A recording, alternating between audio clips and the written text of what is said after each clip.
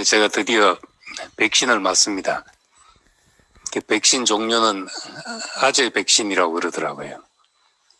아재 백신 아는가 모르겠는데 수요일 백신 맞으니까 한 며칠 몸살을 할 거 예상하고 그래서 다음 주에 양지환 형제가 이제 별미를 준비하겠습니다.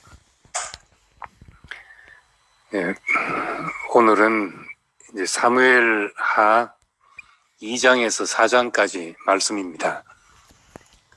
이스라엘과 유다의 그 전쟁인데,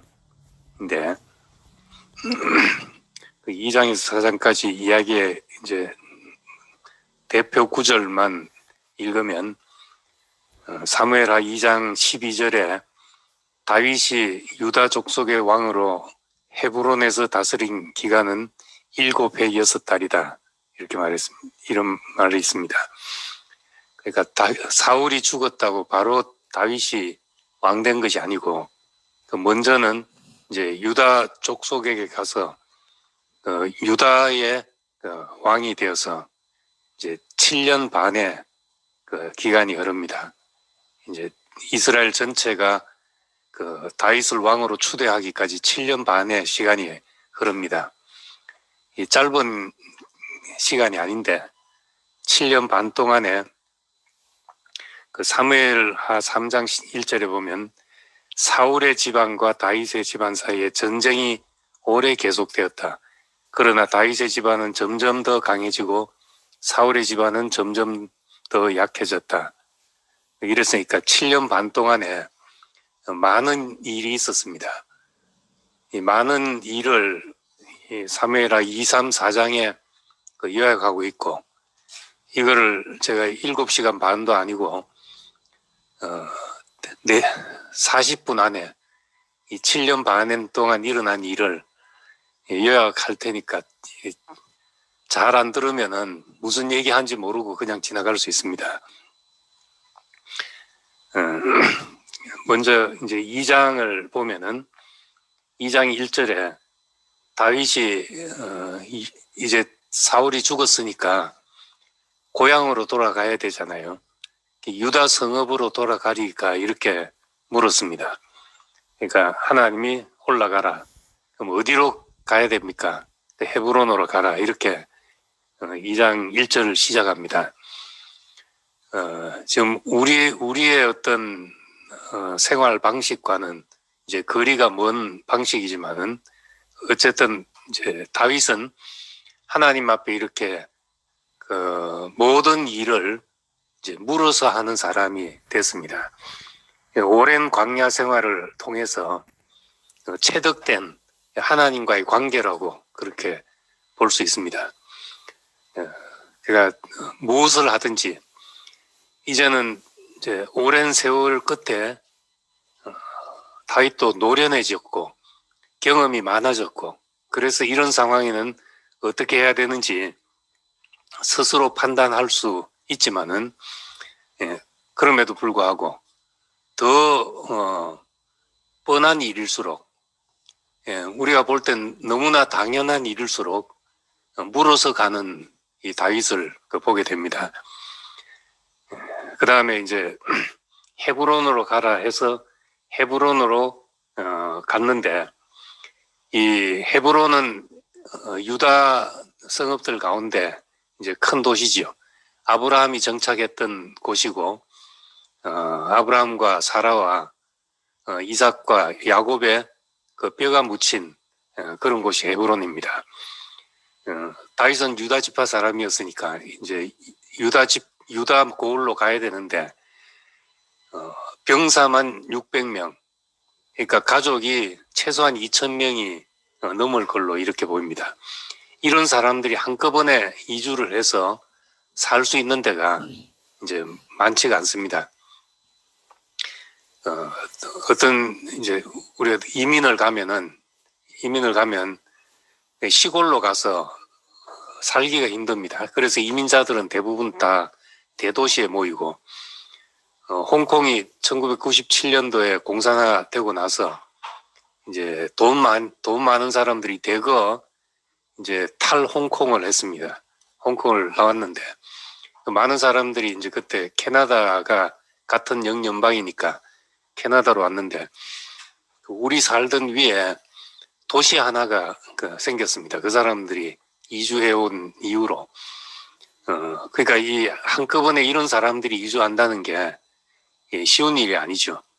2,000명이 옮겨간다. 이거는 도시 하나가 생길 그 당시로는 이제 그런 일인데 이 사람들이 갈 만한 데가 사실은 헤브론밖에 없었습니다. 그 유다 고을 중에서. 그런데도 다윗은 이제 물어서 가는 사람이 됐다 하는 겁니다. 근데 헤브론으로 가서 거기서 유다 사람들이 와서 다윗에게 기름을 부어 다윗 족속 유다 족속의 왕으로 삼았다. 4절에 그렇게 말합니다. 그러니까 이 다윗은 가서 하나님이 나한테 기름 부었으니까 이제부터 이제 내가 왕이다 하고 나선 것이 아니고 가 있는데 유다 지파 사람들이 와서 왕으로 추대했습니다. 지금 그러니까 이 스스로 왕이 되는 거하고 그 백성의 추대로 되는 거하고는 전혀 다르죠. 자기 안에는 하나님의 기름 부으심을 알고 있었지만은 그래도 이제 백성들의 마음이 움직일 때까지 기다리는 사람이었습니다. 그리고 어떤 사람이 와서 길르앗 야베스 사람들이 사울의 시체를 거두어 장례를 치렀습니다 하는 소식을 전했습니다. 근데 이 소식을 듣고 사울은 이제 객관적으로 보면 정적이잖아요. 자기를 죽이려고 했고 끈질기게 따라다니면서 죽이려고 했고 이런 사람인데 길르앗 야베스 사람들은 사울에게 큰 은혜를 입은 사람들이죠. 그래서 이 길르앗 야베스 사람들이 시체를 거두어서 했다는 것은 그 사울에게 깊은 애정을 가지고 있는 그런 사람들이었습니다. 근데 이제 적의 친구는 적이다 이렇게 생각하기 쉽잖아요. 근데 다윗은 전혀 그렇게 판단하지 않고 사신을 보내서 축복하고 오히려 그렇게 한 일을 축복해서 하나님이 은혜와 진리로 너희에게 갚으시기를 원한다. 나도 이 선한 일을 너희에게 갚겠다. 이렇게 하면서 이제 메시지를 전했습니다.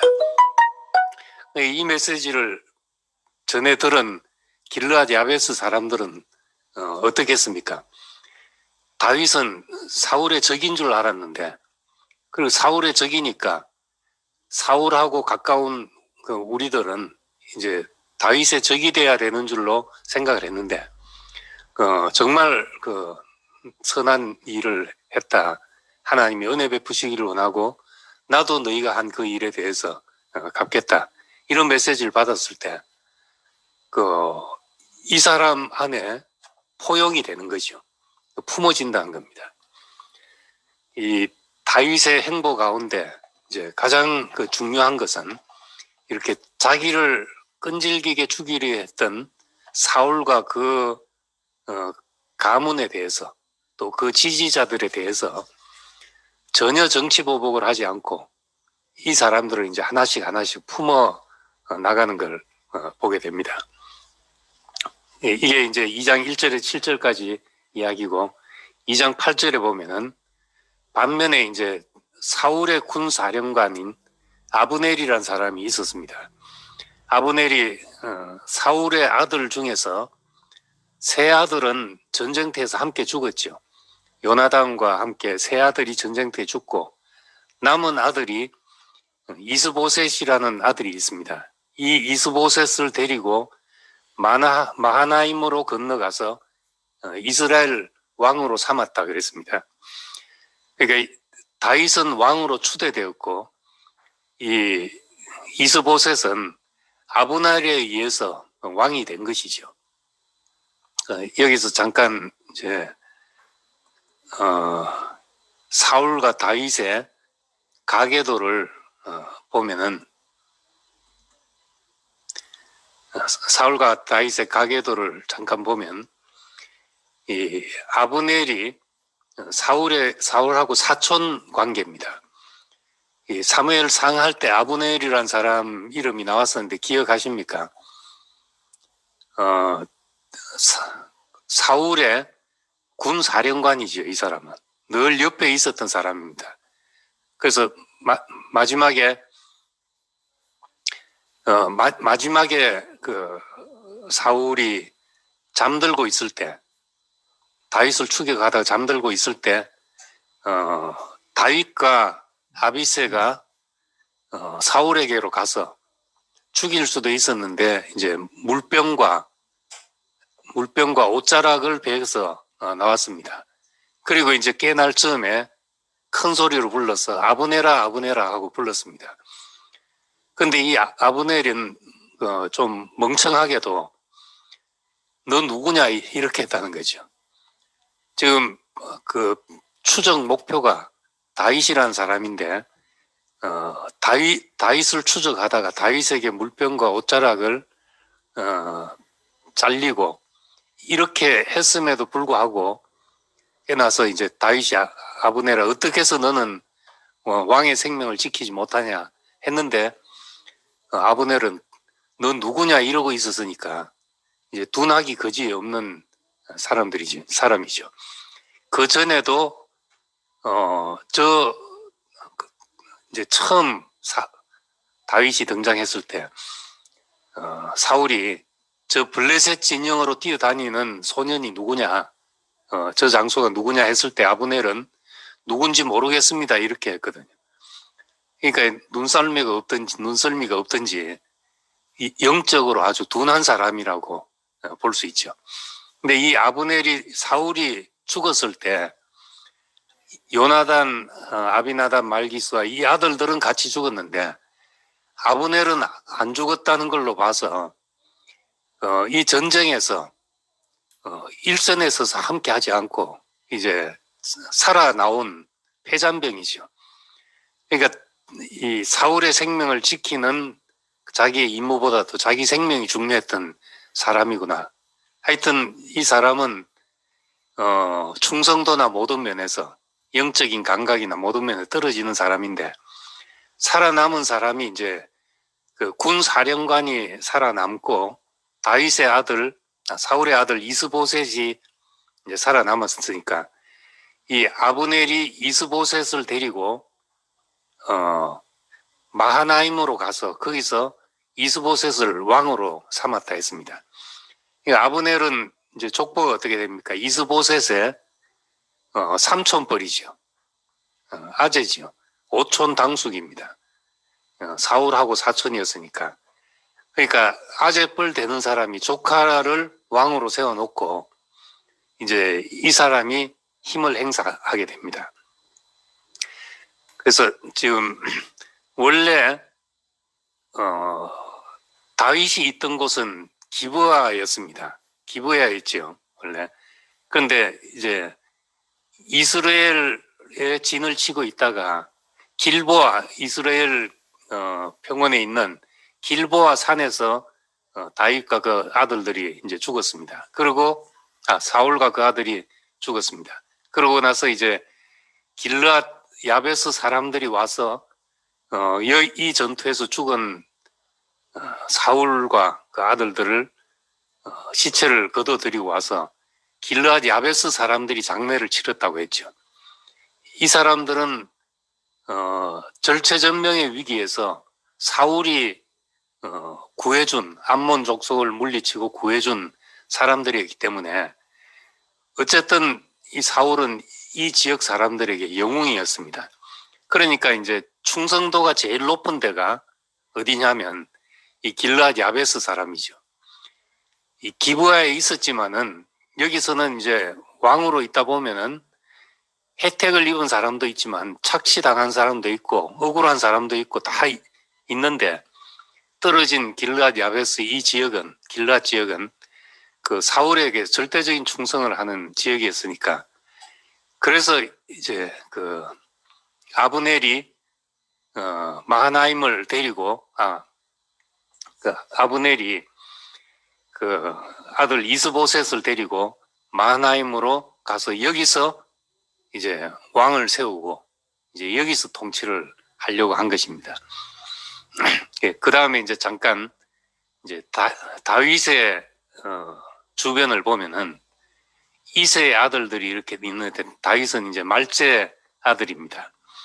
그리고 이복 누나들이 있었는데 이복 누나의 아들이 아비세, 요압, 아사엘, 아마사 이런 사람인데 이 사람들이 이복 누나의 아들들이 다윗의 군대 장군들이 돼가지고 다윗을 돕게 됩니다.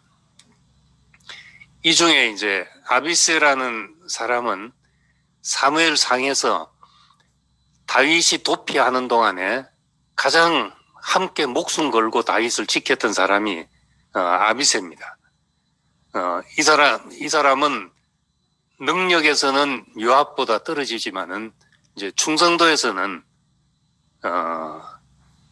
가장 이제 다윗에게 목숨 걸고 다윗을 지키려 했던 사람이죠.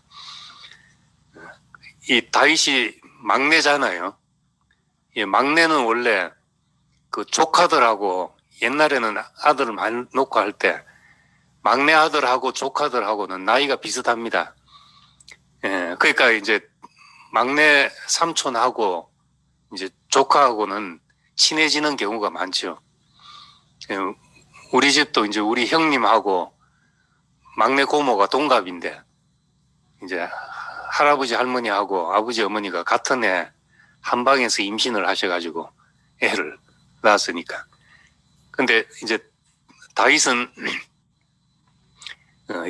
이 조카들이 다윗의 장군들이 됩니다. 그런데 이제 사무엘 하에 오면은 요압이 아비새보다 형인데 요압이 이제 다윗 왕국에서는 군 사령관으로 자리 잡게 되죠. 요압은 이제 가끔씩 다윗의 말을 안 듣고 지 맘대로 하지만은 이제 가장 뛰어난 장군이었기 때문에 요압이 이제 계속 요압 이름이 나옵니다. 그리고 이 아사헬은 이제 곧 3장에 보면은 아까 사울의 군대 장관이었던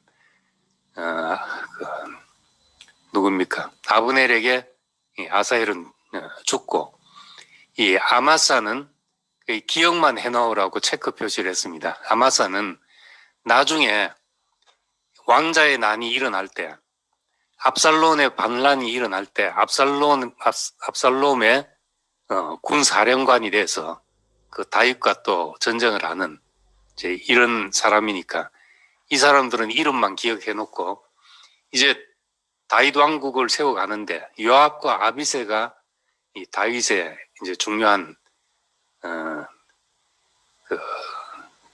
그 군 사령관으로서 무신들로 다윗을 지키게 됩니다. 그래서 지금 이제 다윗은 시글락에서 헤브론으로 와서 여기서 유다의 왕으로 7년 6개월을 재일을 합니다. 그리고 이제 사울의 집안은 아브넬이 이스보셋을 데리고 마하나임으로 가서 여기서 이제 도읍지를 삼고 이제 재정비를 하고 있습니다. 그러다가 이제 2장 12절부터 보면은 두 이제 군사가 기브아 옆에 기브온이라는 이제 도시가 있습니다. 기브아하고 기브온은 이름도 비슷한데 가깝습니다. 기브온이란 말이 그 기브아의 언덕이라는 말입니다. 그러니까 기브아 도시 옆에 있는 언덕백이 있는 마을이라고 할 수 있죠. 여기서 기브온에서 이 아브넬 군대도 내려오고 이 요압 군대도 요압과 아비새 군대도 이리 올라가서 여기서 이제 마주치게 됐습니다.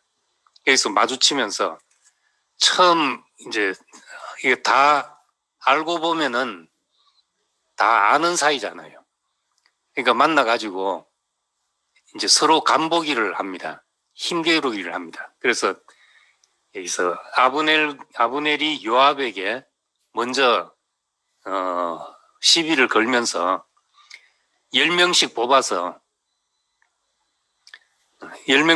뽑아서 거기서 서로 우리 앞에서 그 싸움을 한번 시켜보자. 이렇게 한 거죠. 청년들이 일어나서 우리 앞에서 겨루기 하자. 그래서 이제 그것을 12명씩 나와서 서로 이제 한 싸움 붙여보자 하고 붙였는데 서로 상대방 머리를 잡고 이제 서로 옆구리 찌르기를 한 거죠. 요즘 뭐 서로 뺨 때리기 시합도 있고 별 시합이 있는데 서로 머리채 잡고 옆구리 찌르기 시합을 해서 24명이 전부 그 자리에서 이제 죽었습니다. 이렇게 이제 피를 보니까 서로가 이제 그 혈기가 올라와서 여기서 이제 전쟁이 붙게 된 거죠. 그래서 이 전쟁에서 아브넬과 이스라엘 사람들이 다윗과 그 신복들 요압과 아비새의 군대에게 이제 패해서 도망을 가게 됐습니다. 아브넬이 이제 사울의 군대 장관 아브넬이 도망을 가는데 아까 그 조카 세 아들 중에서 마지막으로 있었던 이 아사헬이 있죠. 아사헬이 발이 굉장히 빨라서 들로로 같이 빠르다고 했습니다. 빠르니까 도망가는 아브넬을 아사헬이 쫓아갔습니다. 쫓아가서 이제 뒤쫓아가서 죽이려고 뒤쫓아갔는데 이 아브넬은 쫓아오지 마라 하고 경고를 하면서 네가 나를 쫓아서 죽는다 경고를 했는데도 계속 쫓아오니까 창 뒤끝으로 찔러가지고 창 뒤끝이 이 관통해가지고 아사헬을 관통해서 죽게 됐습니다. 이 죽고 나니까 동생이 죽었으니까 요압하고 아비새가 가만히 있겠습니까? 이 끝까지 쫓아가서 이제 아브넬을 죽이려고 했는데 실패를 하고 이제 거기서 전쟁이 대충 끝나고 이제 돌아오게 됐습니다. 그래서 이제 요압과 아비새 다윗의 군대들은 헤브론으로 다시 돌아오고 또 아브넬은 이제 마하나임으로 다시 돌아가고 이 전쟁은 일단락됐는데 여기 보면 이 전쟁에서 다윗 진영에서는 그 장군 중에 한 사람이었던 아사헬이 죽고 아사헬과 19명이 죽었다고 했습니다. 그런데 아브넬 진영에서는 360명이 죽었으니까 이 전쟁이 이제 대충 그 판세가 드러나게 된 거죠. 이제 간보기가 끝났습니다. 아, 이쪽이 힘이 더 세구나. 이렇게 된 겁니다. 그런데도 이 전쟁이 사울의 집과 다윗의 집안의 전쟁이 오래 갔다. 7년 반 동안 계속 국지적인 전쟁이 일어났던 걸 보게 됩니다. 그리고 이제 3장으로 넘어가면은 3장은 제일 먼저 1장에는 전쟁이 오래 갔다 이야기가 나오고 2절에서 5절까지는 다윗의 그 아들들과 그 아내들에 대한 소개가 쭉 나옵니다. 어디 출신 누구의 딸 누구 이런 이제 소개들이 쭉 나옵니다. 예, 아내가 이제 지금 3장 헤브론에서 왕으로 있을 때 아내가 6으로 늘었습니다. 도피 생활을 할 때 2명이었잖아요. 2명이었고 이제 아내가 6으로 늘었습니다. 근데 여기에 이제 이렇게 아들들과 아내들을 열거하는 것은 다윗이 뭐 정욕이 왕성했다 이걸 말하려고 하는 것이 아니라 그 당시에 왕들의 결혼은 대부분이 정략적이었습니다. 요즘으로 말하자면 보험 드는 거와 마찬가지죠. 안전장치와 마찬가지라는 겁니다. 어떤 다른 족속의 그 왕의 딸을 데리고 오거나 유지의 딸을 데리고 와서 그것으로 인해서 그 족속과는 이제 그 싸움을 얻게 하는 이제 그런 역할을 했죠. 그러니까 다윗은 이제 이런 방식으로 이렇게 지경을 넓혀 나갔다는 것을 말하고 있는 것입니다. 아내 많이 뒀으니까 좋겠다. 뭐 호사방탕생활했다 이런 얘기가 아니고 이렇게 해서 이제 관계를 넓혀 나갔다는 이야기를 하고 있는 것입니다. 그런데 이것은 한편으로는 이런 정략적인 결혼이 관계를 맺어 놓는 안전장치와도 같은 것이지만은 한편으로는 이것이 늘 뒤로 가면 올무가 되고 미혹게 되는 아들을 많이 둔 것이 나중에는 이제 복잡한 이제 왕자의 난으로 가는 그런 일이 생기게 됩니다. 그리고 이제 솔로몬 때 가면은 아내를 많이 뒀는데 이방 나라에서 여자를 데리고 와서 아내로 삼을 때마다 그 민족이 섬기는 우상을 다 가지고 들어와 가지고 말년에 솔로몬이 이제 우상을 섬기는 사람이 되어버렸던 거죠. 성전을 지었던 솔로몬이 이런 이제 올무가 있는데 이 양면성을 이제 앞에 기록해 놓고 있습니다. 이거는 앞으로 사울의 왕국이 어떻게 전개될지를 예고해 주는 거죠. 드라마를 보면은 어떤 예고가 나오잖아요. 어떤 것에서 미래를 예측할 수 있는 실마리를 암시하는 어떤 것이 나오는데 이제 그런 이야기라고 볼 수 있습니다. 그 다음에 이제 6절에 보면 3장 6절에 보면 이제 중요한 이제 사건이 나옵니다. 사울의 집에서는 아브넬이 점점 권세를 잡으니라 이렇게 했습니다. 실제 왕은 이 이스보셋을 왕으로 삼았지만은 그렇지만은 실권자는 아브넬이었죠. 아브넬이 이제 권세를 잡았는데 7절에 보면은 사울에게 첩이 있었는데 첩의 이름은 미스바요. 아야의 딸이더라. 그리고 이스보셋이 아브넬에게 이르되 내가 어찌하여 아버지의 첩과 통간하였느냐. 이렇게 이제 이스보셋이 아브넬을 책망을 했습니다. 여기서 이제 사울의 첩을 아브넬이 통간하고 건드렸다는 거죠. 이거는 이제 뭘 말하는가? 그냥 이제 요즘 말하는 그냥 이런 뭡니까? 그런 스캔들 이런 문제로 여기에 써놓은 것이 아니라 6절과 7절을 보면은 아브넬이 점점 권세를 잡았다고 했으니까 권세를 잡았는데 사울의 첩을 자기의 첩처럼 이렇게 했단 말이죠. 이것은 자기를 사울의 위치에 두기 때문에 이렇게 한 것입니다.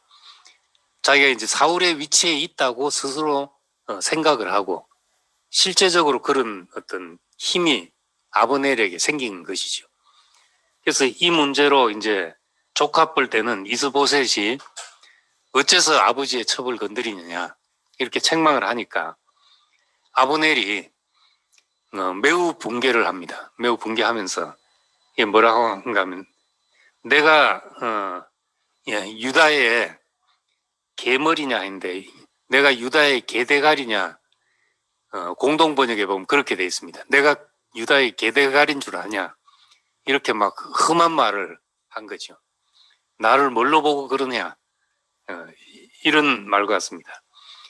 그러면서 내가 지금 당신 집안을 다 죽었을 텐데 너에게 은혜를 베풀어서 당신을 다윗의 손에서 다윗한테 내주지 않고 은혜를 베푸셔서 너를 지켜줬는데, 당신을 지켜주는데 어째 이 일로 나한테 그렇게 허물을 돌리냐 하면서 이제 매우 화를 냈습니다. 이 일로 인해서 이제 아브넬의 마음이 돌아서게 됩니다. 아브넬이 말하기를 여호와께서 다윗에게 맹세하신 대로 내가 이루게 하지 않으면 하나님이 아브넬에게 벌 위에 벌을 내리심이 마땅하다. 하나님이 하신 맹세는 이 나라를 사울의 집에서 다윗에게로 옮겨서 그의 왕위를 단에서 브엘세바까지 이스라엘과 유다에 세우리라. 그러니까 왕위를 다윗에게로 옮겨가겠다 하는 하나님의 약속이었는데 이 약속을 내가 이루게 하겠다. 그러니까 이제 다윗에게로 이제 전향할 뜻을 이렇게 보이게 됩니다. 이랬을 때 11절에 이스보셋이 아브넬을 두려워 감히 한마디도 대답하지 못하니라. 이미 이제 이스보셋은 아무 힘이 없는 사람이 됐고, 이제 아브넬은 이 일 이후에 이 이스보셋이 한마디 한 것 때문에 마음이 틀어져 가지고 다윗에게 사신을 보냅니다. 내가 이제 내 손이 당신을 도와서 온 이스라엘이 당신에게 돌아가도록 내가 협조하겠습니다. 사신을 보내서 이제 그렇게 했다는 겁니다.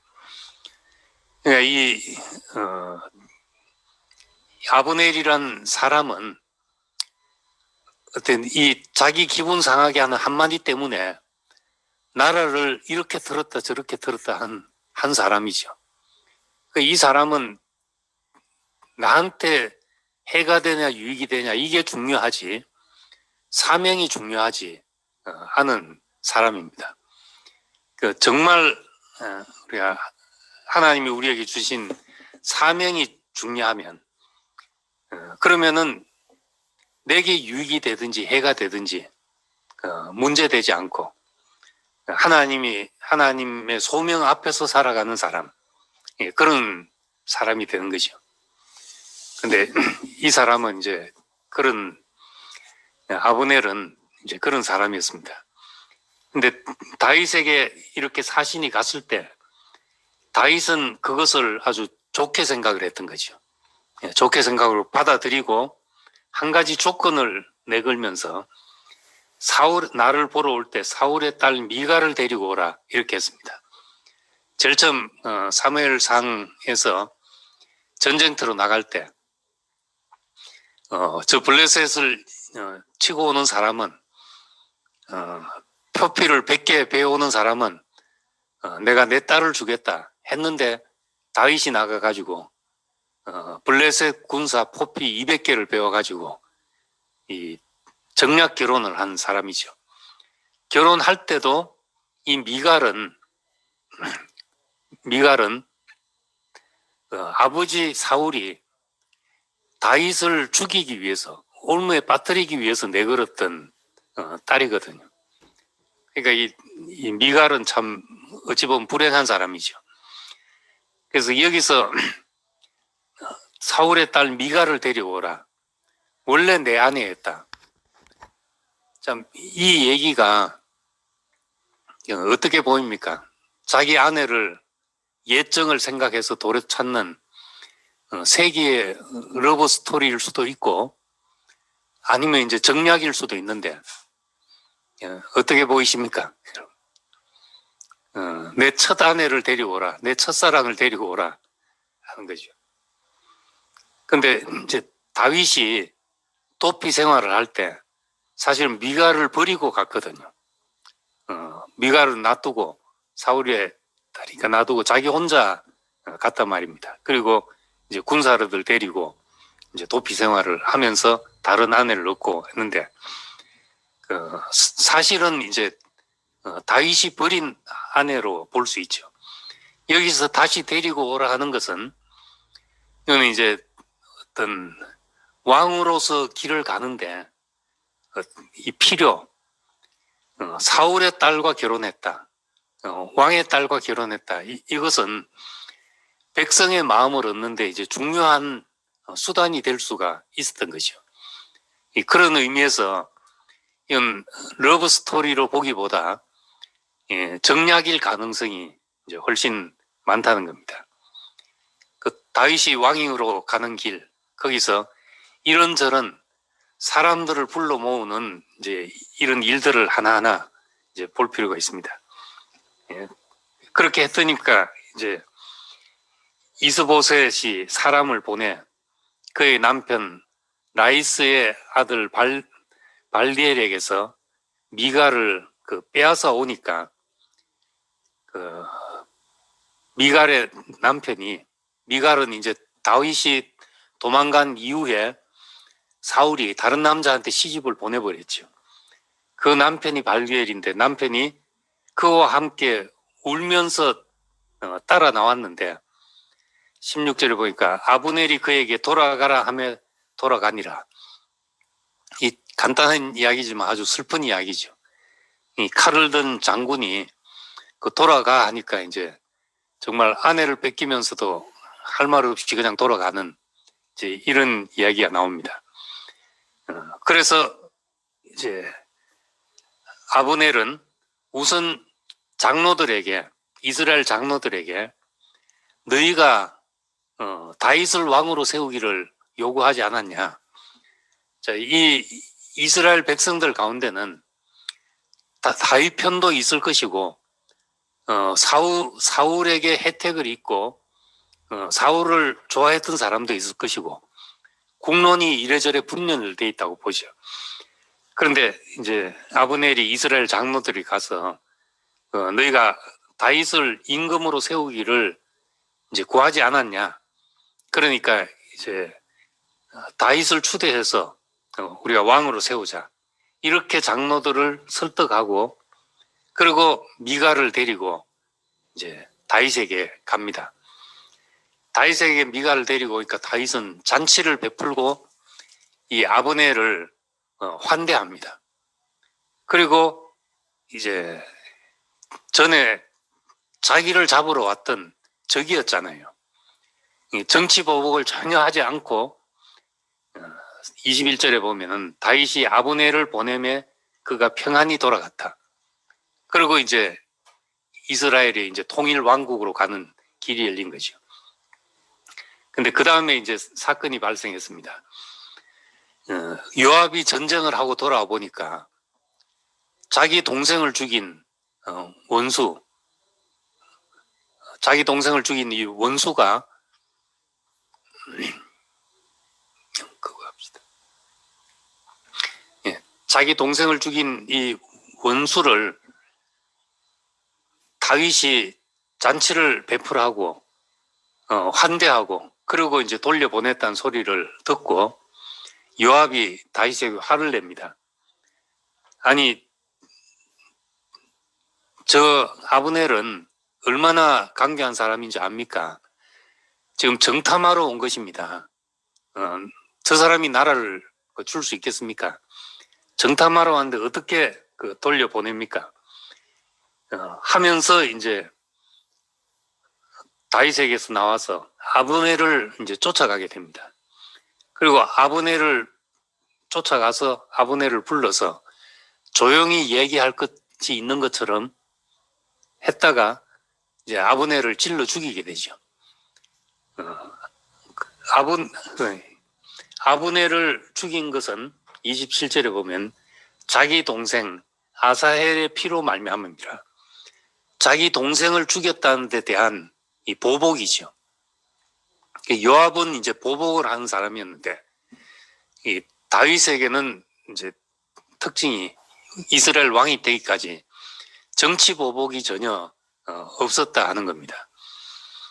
다윗이 이제 이 아브넬이 피살됐다는 소식을 듣고 이건 내가 한 것이 아니다. 나와 내 나라는 여호와 앞에 영원히 무죄하다.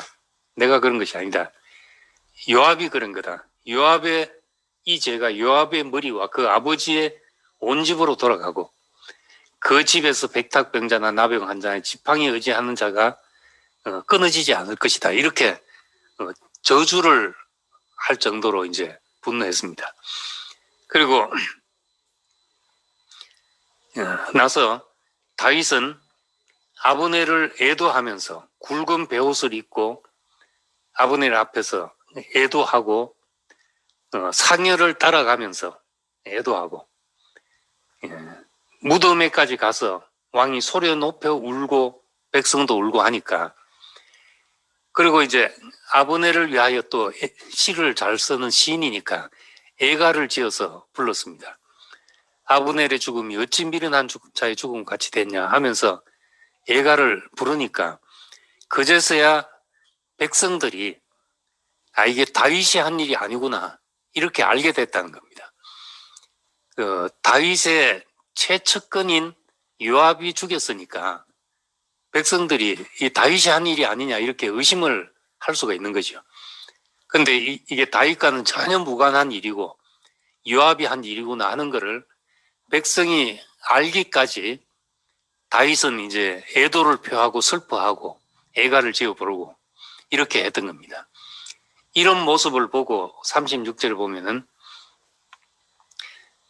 백성이 보고 기뻐하며 왕이 무슨 일을 하든지 무리가 다 기뻐하므로 이날에야 온 백성이 온 이스라엘이 내 아들 아브넬을 죽인 것이 왕이 한 것이 아닌 줄을 알았다. 이렇게 했던 겁니다. 그래서 이제 백성들의 마음을 이렇게 차곡차곡 얻어가게 됩니다. 다윗이 사람들을 점령해가는 방법, 이스라엘 왕으로서 사람들을 점령해가는 방법, 큰 군대가 있는 것도 아니었고 큰 세력이 있었던 사람도 아니었습니다. 사울의 군대나 군사에 비하면은 그 형편은 없었던 데서 시작했죠. 그리고 처음부터 이스라엘의 왕이 된 것이 아닌데 다윗은 자기와 하나님과의 그 관계에서 시작해서 자기 집을 다스리는 사람이 되고 자기를 따르는 사람들을 다스리고 자기 족속을 다스리고 이런 식으로 차츰 이스라엘 온 집의 마음을 얻어나가게 됐습니다. 힘이면 뭐든 다 되는 시대에 다윗은 전혀 힘에 의지하지 않고 힘들이지 않고 사람의 마음을 점령해 가서 하나님의 약속이 이루어지기까지 7년 반을 기다렸던 사람입니다. 그러니까 시편에 보면 온유한 자가 땅을 차지할 것이다 하는 말씀이 나오는데 우리 세상에서는 힘 있는 자가 땅을 차지하지만은 다윗은 그 말씀에 어떤 증거가 되는 사람이죠. 사람의 마음을 온유한 자가 땅을 차지한다. 이 온유한 자는 사람의 마음을 차지해서 그의 통치 영역이 그렇게 넓어지게 되었던 겁니다. 이 긴 이야기를 다 하자니까 이제 사무엘상 4장, 사무엘하 4장으로 넘어가면 이제 아브넬이 죽었으니까 남은 것은 이제 사울의 아들 이스보셋이잖아요. 아직도 거기서 이제 왕으로 있는데 이스보셋에게 아브넬이 죽고 그래도 군 지휘관 두 사람이 있었습니다. 4장 2절에 보면 군 지휘관 두 사람이 있으니 한 사람은 바하나고 한 사람은 레갑이라는 사람이 있습니다. 바나나가 아니고 바하나입니다. 바하나와 레갑 이 두 사람이 있었는데 이미 이제 아브넬이 나라를 넘기겠다 하고 다윗을 찾아가서 평화 조약을 맺었는데 이제 뒤로 요압에게 죽었지요. 그러니까 레갑과 바하나가 이제 있었지만은 이미 다윗 쪽으로 기운 것을 이 사람들도 알았던 겁니다. 그래서 이스보셋이 자고 있을 때,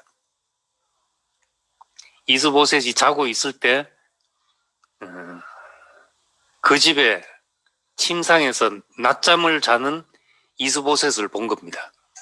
이스보셋이 침상에서 자고 있을 때 바하나와 레갑 두 사람이 가보니까 자고 있거든요.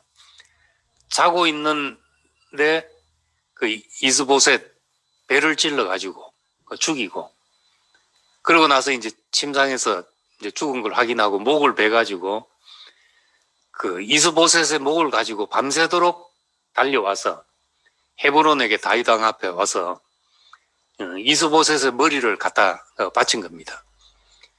그럼 이제 이 이스보셋의 죽음으로 모든 것이 일단락 되는 것이잖아요.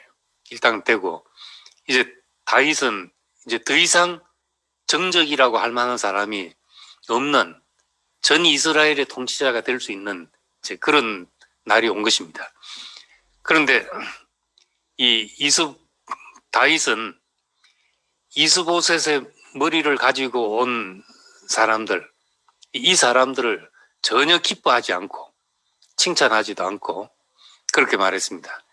전에 사울의 죽음을 알리려고 나한테 와서 나한테 좋은 소식을 전하는 줄 알고 전한 사람도 나는 그 사람을 죽였다.